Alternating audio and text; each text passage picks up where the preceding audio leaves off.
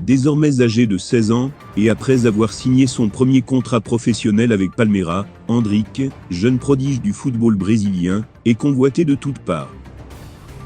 Le FC Barcelone tient la corde. Successeur annoncé de Neymar, et régulièrement comparé à la légende Ronaldo de Nazario ou Romario au Brésil, Endrick Felipe Moreira de Souza, dit Endrick, continue d'exploser à l'académie des jeunes de Palmeiras. Impérial face au but, doué techniquement et doté d'une vivacité à faire pâlir plus d'un défenseur, il est ainsi déjà l'objet de nombreuses compilations tout en étant à l'origine de quelques reins cassés, autant d'arguments qui ne laissent évidemment pas la concurrence insensible. Révélé lors de la Copina en janvier dernier, où il a mené son équipe à la victoire face à Santos sur le score 4-0, l'international brésilien U17 se retrouve logiquement dans le viseur de nombreux clubs prestigieux comme Manchester City, Chelsea, le Real Madrid, le FC Barcelone, ou encore le Paris Saint-Germain. Et sa carrière pourrait rapidement prendre un nouveau tournant. Soufflant sa 16e bougie, ce jeudi 21 juillet, le gamin de Brasilia a, dès lors, atteint l'âge légal pour discuter avec les clubs européens. Par ailleurs, le crack du Verdão s'est engagé avec Palmeiras pour les 3 prochaines années, ce qui est le plus que la FIFA autorise pour les mineurs. Désormais lié à la formation brésilienne, jusqu'en juillet 2025, le jeune attaquant d'un M73, qui ne renouvellera pas avec Palmeiras, prévoit de quitter son pays à l'été 2024, date à laquelle il aura atteint la majorité, et aimerait commencer sa carrière européenne. Si jusqu'à présent, la FIFA avait interdit toute négociation entre clubs étant donné que le joueur disposait d'un contrat d'entraînement, la professionnalisation du crack de Palmeiras change la donne. Désormais, il n'y a plus d'obstacles bureaucratiques pour discuter puisque l'intéressé peut d'ores et déjà signer un pré-contrat, et le FC Barcelone compte bien en profiter pour s'offrir celui qui totalise 87 buts en 115 matchs avec les équipes jeunes du club brésilien. Avec un temps d'avance sur la concurrence actuelle, les dirigeants catalans ne souhaitent pas laisser passer leur chance, et pourraient même décider d'activer la clause libératoire, estimée à 60 millions d'euros selon la presse brésilienne. De son côté, Endrick, fort de 21 buts marqués la grande majorité contre des adversaires, jusqu'à 5 ans plus âgés en 20 matchs cette année, aura lui l'embarras du choix. Vainqueur de la Copinha, du tournoi de Montaigu en France avec le Brésil, et de la Coupe du Brésil U17, le prodige brésilien n'a pas fini d'éblouir la planète football. Reste désormais à connaître celui qui pourra lui mettre la main dessus. La course ne fait que débuter, mais la voie est, enfin, libre. Avis aux amateurs. À la recherche d'un nouveau défenseur central, le FC Barcelone devrait boucler dans les prochaines heures l'arrivée de Jules Koundé. Décidément, ce mercato est pour le moins surprenant du côté du FC Barcelone. Depuis quelques mois, le club catalan ne cachait pas être en très grande difficulté financière et déclarait même ne pas être en mesure de rivaliser avec les plus gros clubs européens. Pourtant, la réalité est tout autre sur ce début de mercato. Et les dernières recrues le montrent très clairement. Après avoir réalisé les très gros coups Robert Lewandowski et Rafinha, avoir prolongé Ousmane Dembélé et récupéré Franck Kessié, puis Andri Christensen gratuitement, le FC Barcelone ne compte pas s'arrêter là. Selon les informations du journaliste Gérard Romero, dévoilées dans son émission Gigante, le Barça va s'offrir Jules Koundé. Alors que le joueur était la priorité de Chelsea depuis de longs mois, le FC Barcelone et Xavi ont réussi à devancer au dernier moment les Bleus. Pourtant, dans ce dossier, ce n'était pas gagné du tout. Les dirigeants catalans avaient expliqué ne pas être en mesure de s'aligner sur les exigences du FC Séville, qui demandait près de 60 millions d'euros pour l'international français. Une somme trop haute pour le club espagnol, mais pas pour Chelsea, qui avait donc pris de l'avance. Du moins, c'est ce que le club londonien pensait. Car la réalité est différente, puisque le joueur a toujours donné sa préférence au FC Barcelone. Et d'après les indiscrétions de Gérard Romero, le Barça et Séville sont parvenus à un accord de principe pour Jules Koundé. L'opération est même bouclée à 99%, et sauf un retournement de situation très improbable, l'ancien défenseur de Bordeaux jouera bien sous les couleurs du FC Barcelone la saison prochaine. Son transfert pourrait bien sauver son club formateur aussi, puisque Bordeaux avait 10% sur la revente du joueur.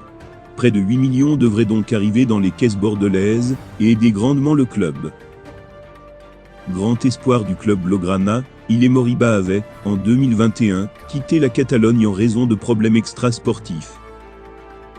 Transféré à Leipzig, il n'avait pas donné satisfaction aux dirigeants allemands, lui reprochant son mauvais comportement, avant de le prêter à Valence.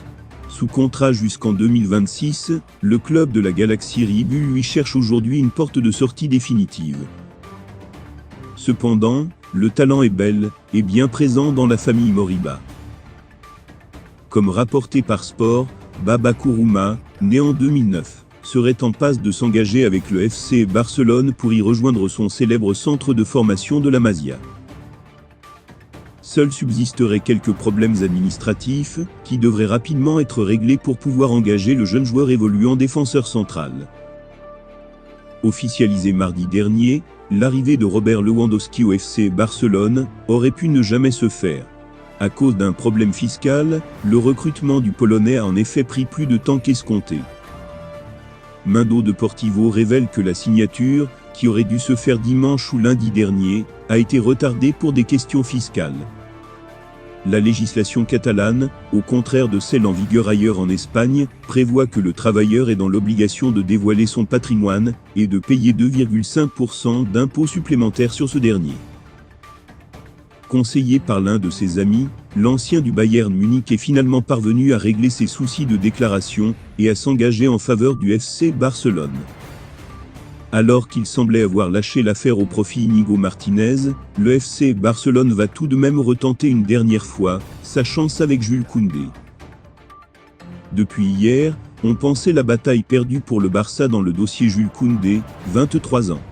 Dépassé financièrement par Chelsea, et malgré les préférences du joueur de poursuivre sa carrière en Catalogne, les Blaugrana ont abdiqué pour se concentrer sur Inigo Martinez. Mais ici aussi il y a un problème. Le défenseur central de l'Athletic dispose d'une clause libératoire de 80 millions d'euros, et la direction basque n'acceptera rien en dessous de 50 millions d'euros. En d'autres termes, il coûterait quasiment le même prix que l'ancien joueur de Bordeaux. D'après Jeteim, le Séville FC a accepté une offre de 64 millions d'euros. Le faible écart entre les deux tarifs fait hésiter la direction culée, au point de réfléchir à présenter une dernière offre aux Andalous. C'est ce qu'annonce en chœur, ce matin la presse espagnole, à commencer par la Cadena Cope et le quotidien Sport. Sans que l'on ait réellement plus de détails, l'optimisme est revenu au FC Barcelone. Après avoir exclu sa signature, la direction envisage à nouveau de tenter de prendre le Français Alerte, le premier média cité. Le club reconnaît que c'est très difficile, mais aussi qu'il se battra pour le joueur jusqu'au bout, écrit le second. Qu'on se le dise, le dossier n'est pas encore tout à fait clos. Et Koundé veut rejoindre le Barça. Reste à formuler cette fameuse dernière offre, ce qui devrait être fait dans la journée. L'international français attend patiemment, malgré la pression exercée par son club et par Chelsea. Il reste la priorité de Xavi, qui a tout de même assuré ses arrières. Faire venir Koundé demeure très compliqué, voire même hypothétique. C'est bien pour cela qu'un accord a déjà été scellé avec Inigo Martinez, histoire de gagner du temps. Sadio Mané s'est exprimé au micro de la BBC Sport Africa, et ses propos ont été repris par le Liverpool Echo sur son départ de Liverpool et son arrivée au Bayern Munich. Tout juste ballon d'or africain pour la deuxième fois, l'attaquant sénégalais de 30 ans parle de son passage chez les Ris. J'ai passé 8 ans en Premier League, et bien sûr j'ai passé 6 années merveilleuses avec Liverpool, et je peux dire que nous avons gagné presque tout ce qui était possible, raconte Mané.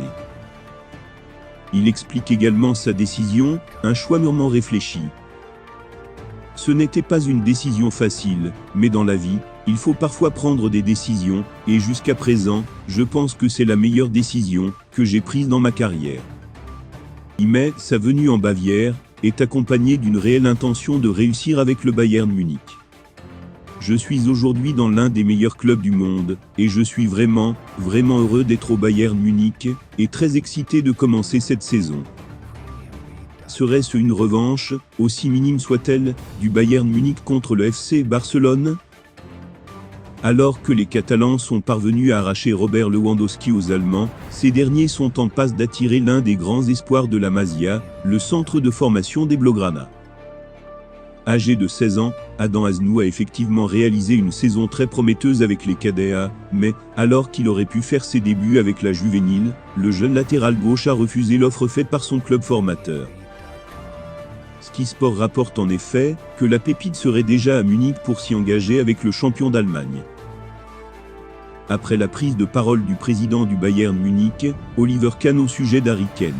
C'est au tour de l'entraîneur du club bavarois, Julian Nagelsmann, de s'exprimer sur l'attaquant anglais de Tottenham de 28 ans. Il est très cher, c'est ça le problème, mais c'est un joueur brillant.